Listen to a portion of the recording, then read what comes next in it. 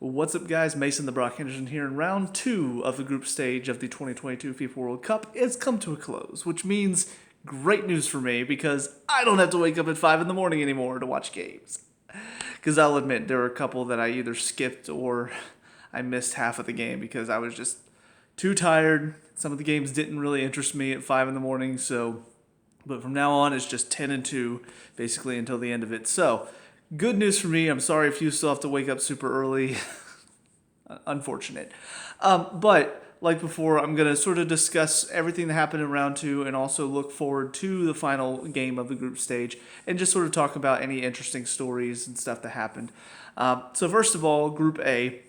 Pretty straightforward as far as results. Netherlands and Ecuador draw, and then Senegal beating Qatar, although they did concede. So Qatar actually did score at this World Cup, and that's something that Senegal will have to live with, that they allowed Qatar to score.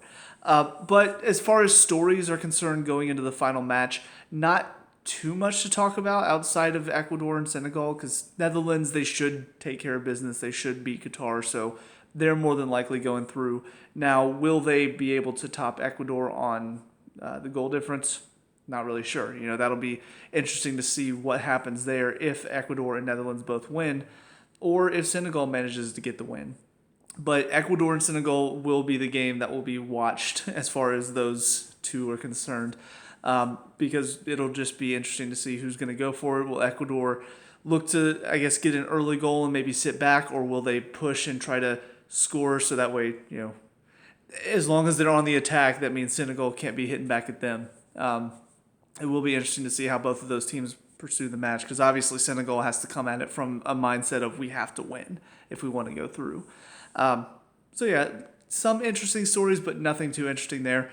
Like I said in the last video, it seemed like a pretty easy group for Netherlands from the beginning, and that's basically what it's turned into now. Into Group B, though, a few groups kind of like this one, where it does feel like anybody can go through.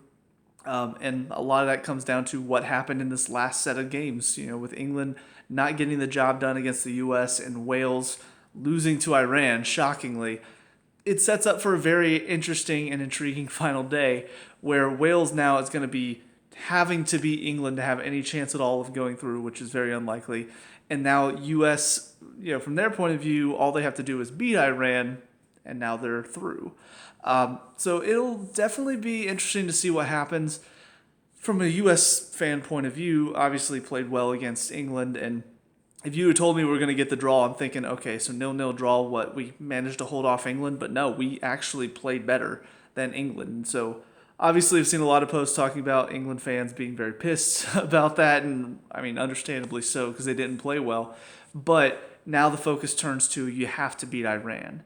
And this game did just get a whole lot tougher, knowing that Iran is going to be playing basically to stay in the tournament. They're going to know that England's going to more than likely beat Wales, which means they have to either beat or draw us to manage to get through. So they're definitely going to be probably very compact, hard to play against, and looking to hit us on the counter. So it is going to be a very, I guess, tactical game in that sense, and that's not one of Berhalter's strong suits. So it's going to be up in the air. It's going to be exciting to watch. It's hopefully something that we can get past, because if not, then that'll be very disappointing. But yeah, as far as Group B is concerned, though, it's definitely going to be interesting to watch both games and just see, can Wales pull off a shocker, and can the U.S. manage to get the job done against Iran? Who knows? It's anybody's game, honestly. Into Group C, things did get a little bit more interesting here because Poland managed to get the win against Saudi Arabia, and then Argentina managed to turn their fortunes around and get the win against Mexico. So now, kind of interesting to see what's going to happen next. Again, anybody can go through at this point. With Saudi Arabia, Mexico playing Poland versus Argentina, it could be really any way. Argentina haven't been at their best. Poland have looked solid so far. So can they pull off a win against Argentina? Possibly. Wait to be seen. And then Mexico and Saudi Arabia. Obviously, Saudi Arabia got knocked down a few pegs after what happened with Poland, so they're going to be looking to try to pull off another upset against Mexico. But Mexico, after not getting the job done against Poland and then getting embarrassed kind of by Argentina. It will be interesting to see how they react. Do they turn it around? Do they manage to find the fight to get the 3 points against Saudi Arabia? And even then, will it matter? Because if Argentina managed to beat Poland, now a win puts them even with Poland on points, so it's going to come down to goal difference. And I don't remember what the goal difference is at this point. So I can't remember. Can I look? Yeah. Okay. So they're going to have to overturn quite a heavy deficit as far as goal difference is concerned. So it's going to be hard for them to really have a whole lot of hope. Their best chance is for Poland to get the win against Argentina. And is that going to happen? I mean, who knows? If Messi plays like he did against Mexico, then not looking likely.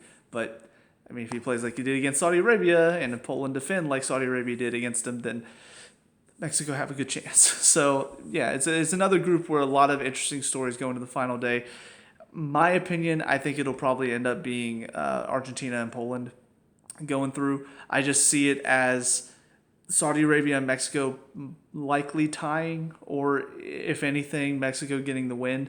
And then Argentina, I expect them to beat Poland, and I just don't think it'll be enough goal difference-wise for Mexico to make it through, even if they do win. So that's just my opinion there. Group D, we have the easiest group, in my opinion, for France. And it's kind of funny because I did see a post talking about how France has now broken the curse of previous world champions not getting out of the group stage. And I made a comment, just a funny little comment like, oh, and it just took them getting the easiest group in the tournament for it to happen. The amount of people that got pissed, and obviously the internet is a place where people always get pissed at others' opinions because that's just what happens on Facebook. But God, it was funny. Like some of the people and some of their arguments, like, oh no, they didn't have the easiest group. England had the easiest group, or Germany had the easiest. Just, I don't know. Somebody's saying that Denmark, Tunisia, and Australia is not as easy as facing off against England, Wales, and Iran. Like, not saying that those three teams are great, but Tunisia and Australia? Like, Denmark, they're okay, but they're not playing very well right now. And honestly, a lot of their best players have not had the best year coming into this World Cup. Schmeichel's looked terrible at Leicester. Højbjerg has had iffy games at Tottenham. Who's the other? Christensen, got sold to Barcelona, and he's not done great there. So a lot of their best players have been having very off years. So even though they do have those players that they're like, oh, but he's good. He's a talented player. Yeah, talented, but not in good form at the moment. So it's really hard to say that Denmark is one of the top teams, even if the FIFA rankings say so.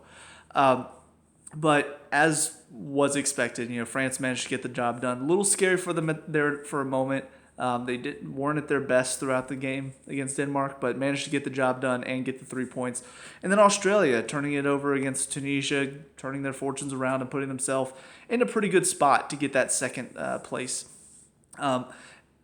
Will it happen? I don't know. Denmark, it'll be really embarrassing for them if they go out early.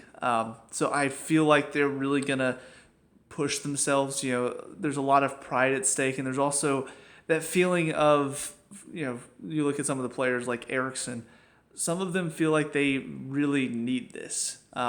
So I feel like they will push themselves and try at least. I mean, obviously they're going to try, but I feel like they will have enough to get the job done against Australia and get into that second place spot. But, I mean, I would have said the same thing against Tunisia as well, and they didn't manage to get the job done there. So, who knows? It will be, that one will be an interesting watch. But as far as the France-Tunisia game, I mean, that should just be another 3 points for France to sweep the group with. Into Group E, again, the group of death, in my opinion, and I mean, everything's still to play for. Germany going up against Costa Rica on the final day. Costa Rica managed to turn it around. They looked a lot better against Japan. They managed to get the 3 points. Spain and Japan. I mean, Spain looked like they were just going to dominate the group, but against Germany, not quite as convincing. It felt they still played well, and Germany did play better than they did in the first game, obviously, but it wasn't quite as convincing from either of them.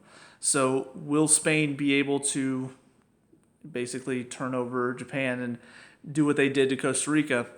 Maybe. But if not, and Japan managed to get that win, now all of a sudden Germany are going to be fighting an uphill battle to top Spain's goal difference, which obviously is astronomical at this point. So for Germany, they're still very much facing an uphill climb. I do expect them to get to win against Costa Rica. Not saying I'm writing Costa Rica off or anything, but I don't think Costa Rica can turn in the same performance they did against Japan. And even if they did, I don't think Japan played nearly at the same quality that we saw them play against Germany. So I just expect Germany to get that win. Spain and Japan, I would say I expect a Spain win, but who knows? With Japan facing the possibility of making it out of the group stage, I think for the first time in a while, I don't think they've made it out of the group stage before. I don't remember. I remember a stat, something along those lines, popping up whenever they were talking about their game. So, I mean, it's a chance for them to make it out. They put themselves in a good position with that win. They'll be fighting hard to try to make it out of there. So if they manage to get that win, though, that basically seals it, or it definitely seals it. Into Group F, though, Croatia, Morocco, Belgium, and Canada. So Canada officially out, which, I mean, it's not too surprising. They did look like they had a pretty solid team coming into this, but especially after watching that first match, they were okay against Belgium, but then you see Belgium play Morocco and you realize, oh, Belgium's not that good this year. So it's not too surprising, though, that they managed to face a little bit of a beating from Croatia. But for Belgium, definitely a shock defeat to Morocco, something that I don't think anybody would have predicted, but based on the performances, totally deserved from Morocco's point of view. And I do expect Morocco to go in and get the win against Canada as well. So more than likely, Morocco going through. I don't know if they'll be top of the group or not. Croatia, can they beat Belgium and keep their goal difference up? I mean, I think they can, especially with how Belgium are playing this tournament. I think it's very possible that Croatia will manage to get a win and maybe even embarrass them a little bit. And honestly, it's been coming. And I think even, who was it? Can't remember if it was Hazard or De Bruyne. One of the two, though, talked about it before the tournament, how their time is basically done. They had their golden era. They had their time of, we have all these young, talented stars that are playing at the highest level and playing well. When Hazard was at his prime, you also had De Bruyne and Lukaku playing at their primes. Courtois was an amazing keeper at the time. So many talented players throughout the field, but they just never connected well enough to manage to make it all the way through the tournament. And now you've got a couple of those guys that just aren't quite at the same level, and it showed. Morocco just outplayed them. Very similar to what I talked about with Saudi Arabia versus Argentina. Sometimes it's not about who has the more talented players, it's about who plays better as a team. And I think that's something that has been shown more often than not in the past. Some really good examples throughout the tournament here. But yeah, I do expect Croatia and Morocco to go through and Croatia to top the group. Into Group G, we got Brazil, Switzerland, Cameroon, and Serbia. So Brazil getting the job done, albeit a little difficult for him throughout the match, and without Neymar, it is a little rough. You can tell there's not quite as much attacking impotence, or not impotence. There is attacking impotence because they're not as potent up front. But I think where the biggest difference lies is Brazil's bench is just, they have much more depth than most of the teams in this. Pretty much most of the teams in the tournament, all the teams in their group for sure. So while Switzerland played them well and gave them a good fight, ultimately those subs are what turned the match around and allowed Brazil to sort of run away with it by the end of it. Because after that goal was scored, even before that, whenever, I don't remember who scored it now. Vinicius, I think. But that first goal they got overturned for offside. You could just feel it was going to come at some point, that they were finally going to get that goal to win it.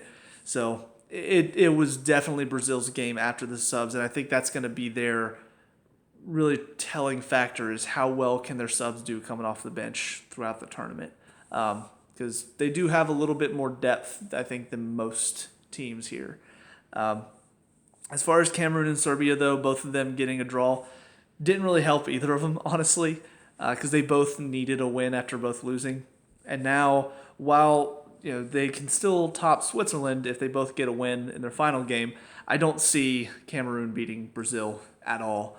And Serbia versus Switzerland, that will be kind of interesting because they're both solid. They both have some good players throughout the pitch, but neither of them are standout teams. So they both have a good chance of getting a win out of that one.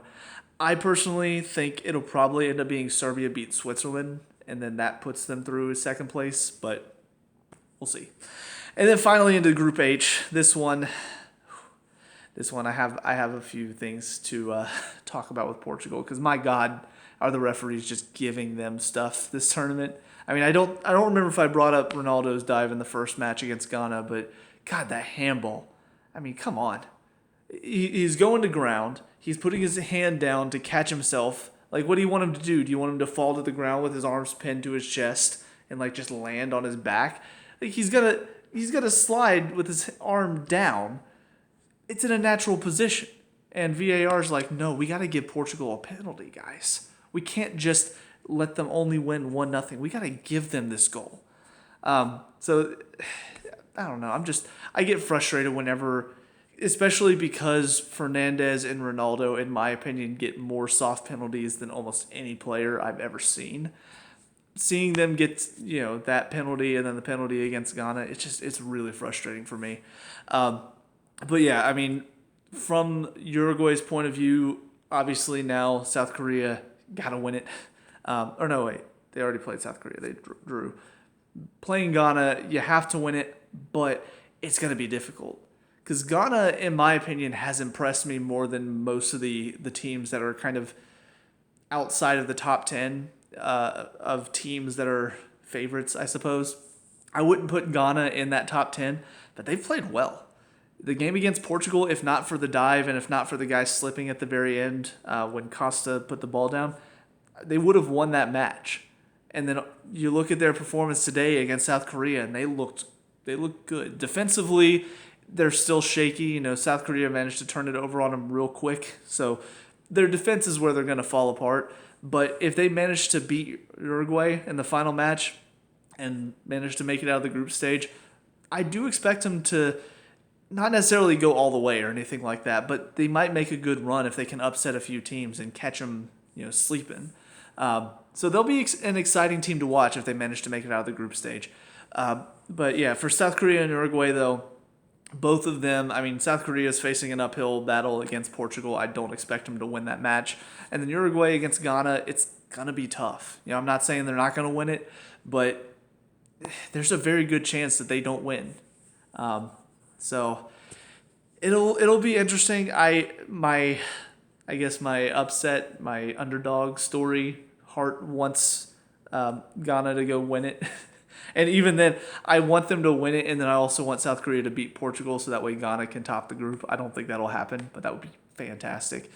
But I guess deep down in my mindset of wanting the underdog story to succeed, I do expect Portugal to go through. Well, actually, they've already gone through. And then I think Ghana will be the second team to follow them. I do think they'll manage to get at least a draw, if not a win, against Uruguay. So it'll be interesting to watch and see what happens, though. But all in all, the overall talking point, I think, that I want to take out of round 2 is that it's very clear that you look at who is supposed to win. You look at the teams that are favored in all of this. And I really feel like this World Cup has done a good job of giving some interesting, I guess, not necessarily upsets, but showing that it doesn't matter who you have on your team. It doesn't matter, if you have superstar so-and-so, you have your Ronaldos, your Messis, your Lewandowskis, your Mbappes. Like, those players obviously are, for the most part, having good tournaments. Ronaldo getting a goal in the first one. Messi obviously played well against Mexico. Mbappe played well against Denmark. You have your superstars shining, but it really does show at times whenever you have moments where the team is really kind of stepping up and helping out. And you look at Brazil. Without Neymar, he is their superstar. He's the one that everybody's talking about. But even behind him, you've still got players that do their jobs well, and they still manage to work together and find a good performance and find some good chances on goal and manage to overturn a very stubborn Switzerland side. So, yeah, I really feel like while the topic of who the best player of the tournament is and who is performing well and what teams have that one superstar, while all those conversations are definitely going to be happening because it's the culture of the sport nowadays. Like basically everybody wants to find that one player that you're like, oh, he's the best on the team. You put him on any team and he'll be fantastic. The truth of the matter is, most of the time it's not just one player. You can have that one player on your team, but that doesn't mean you're guaranteed to win with him. You still need players behind him. You still need a good defense if you're going to set up to be able to win the ball back, to get the player the ball so he can get a chance to have a shot on target. I feel like, I hope people are seeing that. I hope anybody who's watching this World Cup and doesn't quite know the sport, doesn't quite understand the sport because they haven't seen much of it, I hope it's clear that it is a team sport. Because it's not something that often gets talked about. It's not something that I feel like, especially watching like the idiots at Fox, they don't know that. They always talk about the one guy that's going to change the match. And it's not about that one guy. Yes, there are talented players that can have moments of individual brilliance, but at the end of the day, it comes down to, can you as a team work together and put together a good team performance to top the other team? And I think few like Ghana, like Saudi Arabia when they played against Argentina, and even the U.S. against England, I thought it was a good team performance. I feel like they really worked together well and they played off of each other well. And while there still are a couple players that I feel like are hurting us at the moment, I think on the whole of it, it really shows whenever we work together and we're knocking the ball around off of each other. It feels much more like a flowing, a flowing attacking move instead of just, I'm going to kick it and I'm going to run, which is, I feel like what's become the U.S. side at times whenever I've watched in the past. But yeah, that's about all I have to say, though, about round 2. I am looking forward to round 3 again. I'm glad I'm not having to wake up at 5 o'clock in the morning to watch the matches anymore. So, yeah, I think that's about it for me, though. So let me know what you guys think down in the comment section below, though. What were your thoughts on round 2, and what do you expect to see in the final round of the group stage? Let me know. We can talk about and discuss all the good stuff. Leave a like and subscribe. Future World Cup talk, review, recap, whatever. And I'll see you guys at the final round of the group stage. Peace out.